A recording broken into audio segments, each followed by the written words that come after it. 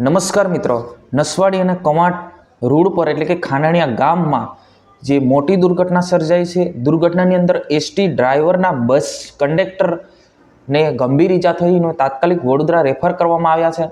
હવે વાત કરવામાં આવે તો જે રીતના જે ઘટના બની છે એ ઘટના ગંભીર ઘટના આપણે કહી શકીએ છીએ.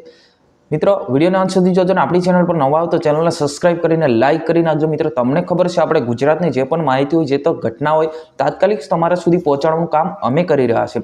હવે મિત્રો, વાત કરવામાં આવે છે જે રીતના જે ઘટના બની છે, આજથી 2 દિવસ પહેલા ઘટના બની છે. મિત્રો, જે એવી ઘટના બની કે ભાઈ જે ગંભીર ઘટના, જે કવાંટ બાજુથી આઈસર એટલે કે ટ્રક આવી રહી હતી અને નસવાડીથી એસટી બસ જઈ રહી હતી, એ વચ્ચે જ જે વળાંક આવે છે એ વળાંકની અંદર દુર્ઘટના સર્જાઈ છે. અને દુર્ઘટના એટલે કે જે એસટી ડ્રાઈવર હતા 2 કલાક સુધી અંદર ફસાઈ રહ્યા હતા. એમને તાત્કાલિક જેમ તેમ કરીને એમને બહાર કાઢવામાં આવ્યા હતા. અને જે કંડક્ટર હતો એ કંડક્ટરને ગંભીર ઈજા થઈને વડોદરા હોસ્પિટલમાં દાખલ કરવામાં આવ્યો છે.